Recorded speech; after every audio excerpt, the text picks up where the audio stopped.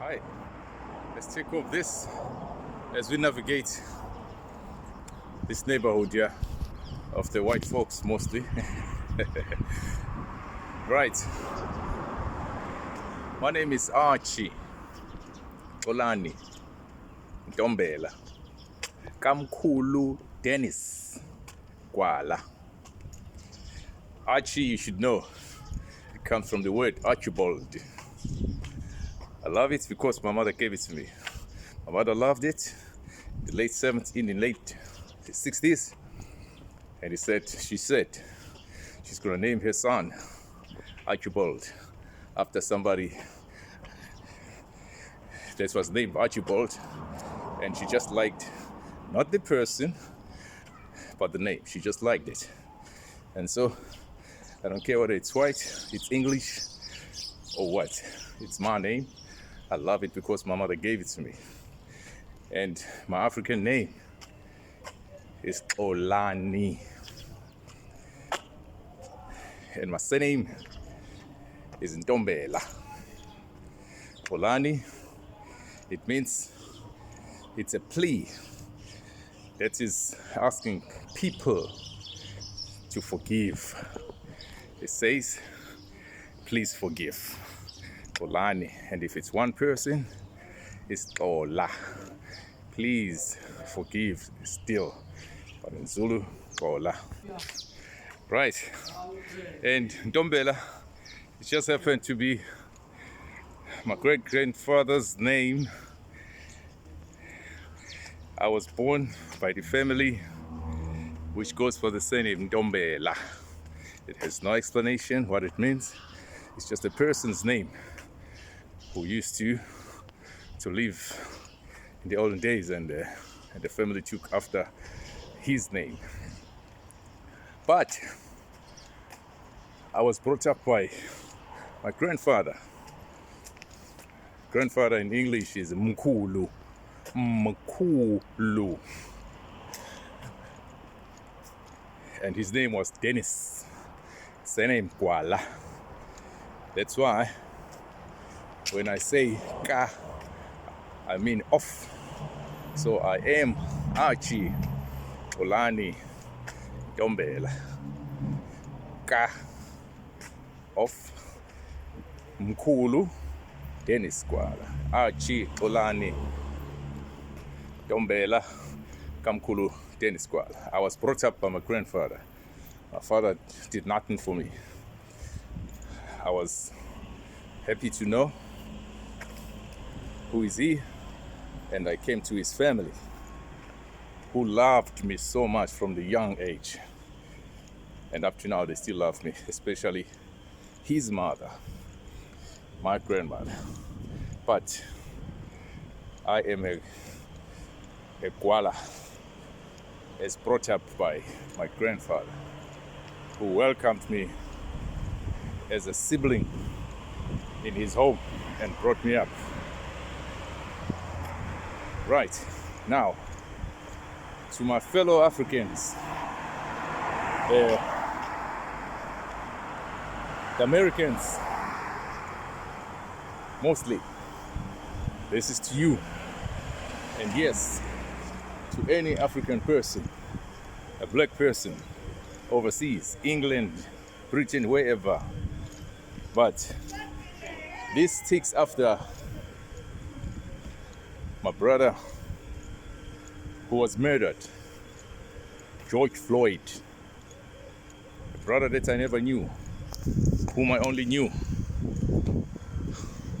by this tragedy of being killed by a white cop, pressing on his neck with his knee, with the plea of "I can't breathe," going to deaf ears. And some lunatics standing by, fending off anybody who dares come close to relieve Brother George Floyd. They were standing there. I don't know what that guy is, Latino or Chinese. I hate this one. He was fending off very arrogantly. And I'm so ashamed that there were even black brothers within that group of cops who killed brother George Floyd. Now, this here is from that I Can't Breathe movement. That Black matters, Black lives matters. We say in South Africa, matters. Black life matters. Right. I'm gonna have to stop here because I'm getting to the gist of this talk now. Black life matters. That's what I'm on about. I'm saying now, there are my black Americans who are Africans, my African brothers and sisters who are going to hate me after this speech. Others who are not going to even finish this speech. And there are those who wouldn't mind. There are those who would hear what I'm trying to say, or what I'm driving to. I am saying, for those, if I may start with, for those who are not Christians, bear with me and listen to this very short example that I'm going to give to you. Christians, they're going to learn something out of it. Some, they know it already. There's this thing we call the demons. Demons, they talk more about demons in the Bible. But in my African life, yes, a person becomes possessed by what they call black magic. I don't want to talk Zulu names so that I'm going to be explaining this and that. I'm just going to use the common names. A person becomes possessed, and you find that whatever is talking through his or her lips is not him, it's not her. It's whatever lives inside her. Those are demons. And exorcism is practiced, is done to whoever is possessed, and they take off those demons. We've got herbs and rituals that the Zulu people in Africa, in South Africa, the doctors that perform these to take out those demons. I don't want to use the name Zulu, the Zulu name for them. I'm just going to keep on calling them the demons. And so the same happened with the demons that we know in the Bible that were cast out. And they spoke. They said, where are we going to be? Where are we going to go now? If you want us to get out of this person, they asked for themselves to at least be taken to the pigs which were grazing about. And yes, the request was granted. They went to the pigs, and those pigs, they were all crazy, and they went into the sea. They died. The demons. That's the word I need you to understand. That a person becomes possessed. And now, one thing I want to teach about you is not about what you already know. It's something that I saw somewhere. I listened to it, and And I understood it. The demons, to defeat the demons, one, you need not become one. The demon becomes very happy if you replicate it. If hate possesses anybody because of some hatred of a deed, the demon is happy. It has multiplied itself. And hence, don't make the demon happy by being one of them. If anything bad happens to you, one white lady I saw, and she was not the only one, she was holding a placard. The placard that we've all seen, that says, "We are lucky. Blacks are asking for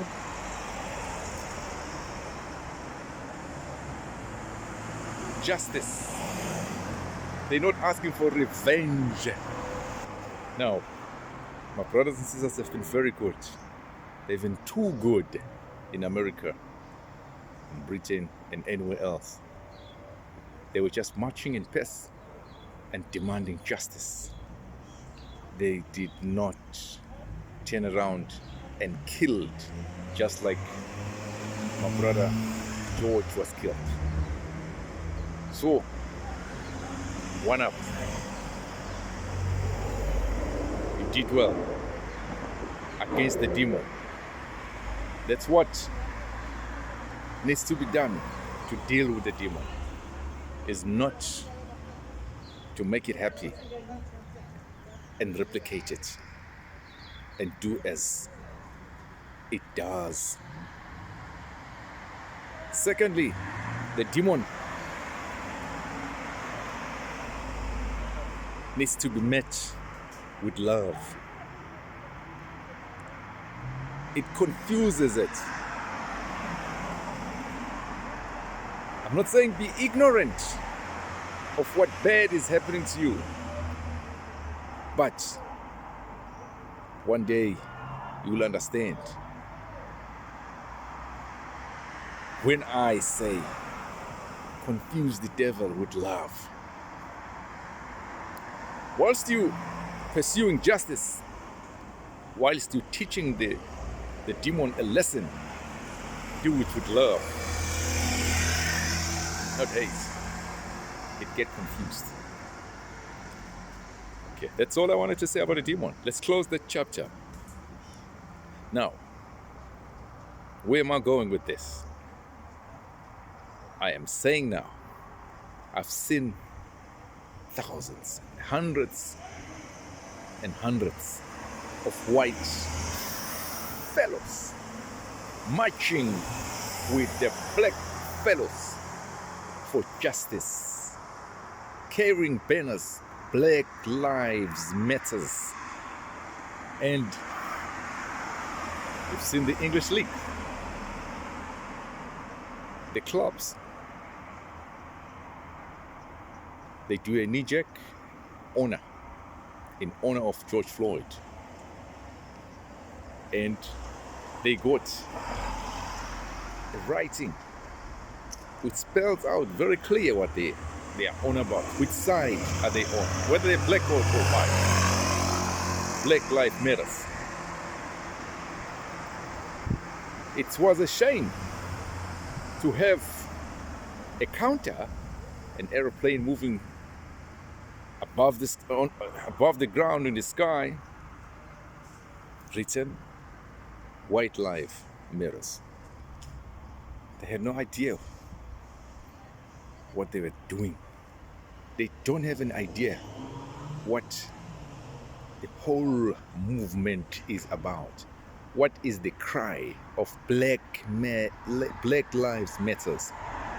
Some whites, I've seen resigning from the police force. And for all these whites to say white lives matters in counter of black lives matters, they're confused. They don't understand what's that's got to do with anything. I'm a black South African in my own country.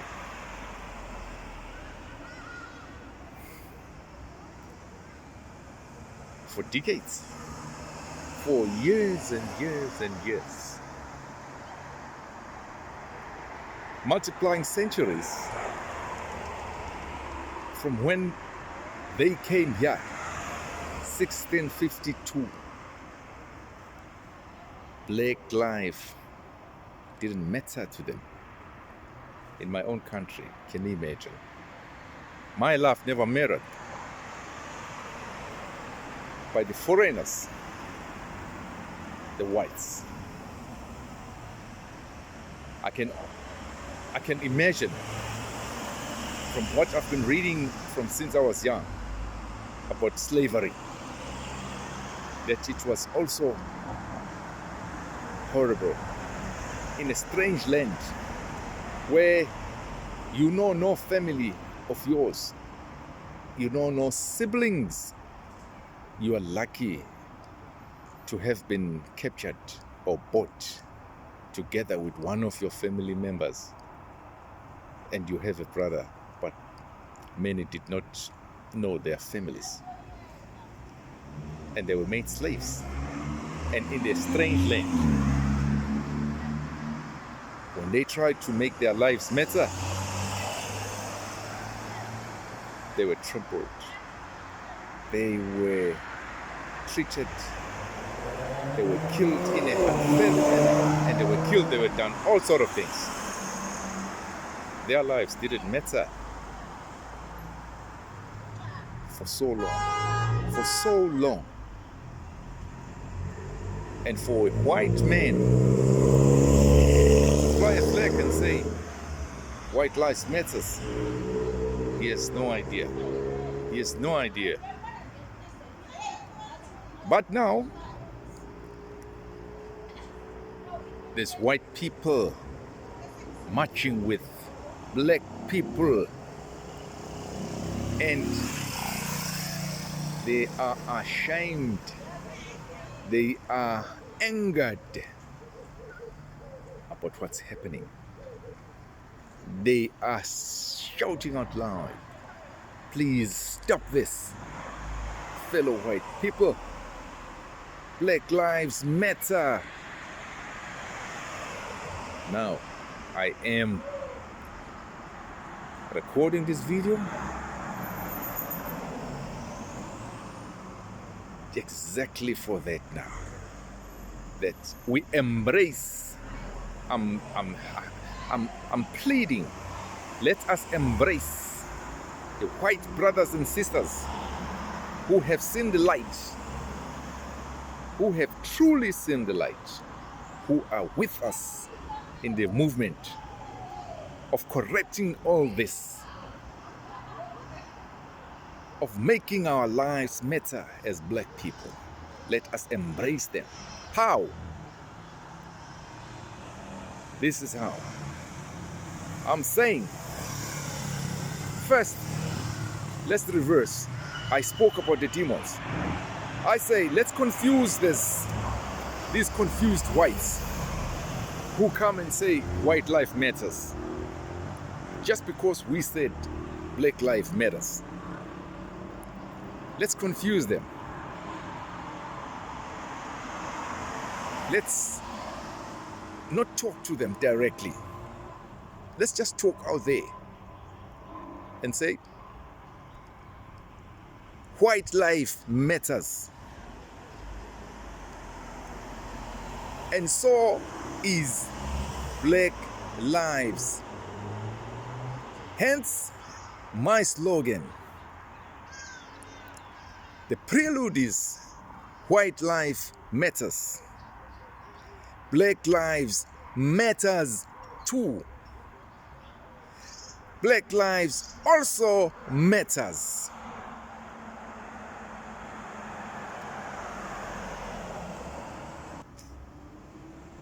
Blacks never said white lives don't matter. That's exactly why they're shouting out Black Lives Matters, is because they've seen that you whites, you treat as if only white life matters. So now, we're saying to you, not only black lives matters, not only white lives, not only white lives matters. We are telling you, black lives also matters. So, let's confuse them. What else are they going to say now? We did not say white lives don't matter. So for a fool who thinks when we say black life matters, we are saying then white lives don't.